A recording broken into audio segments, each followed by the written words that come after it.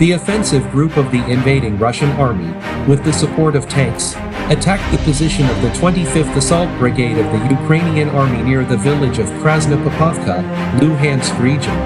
Ukrainian paratroopers took a position in the forest lane and destroyed the tanks of the occupying army. Part of the infantry was killed, and the survivors were forced to retreat.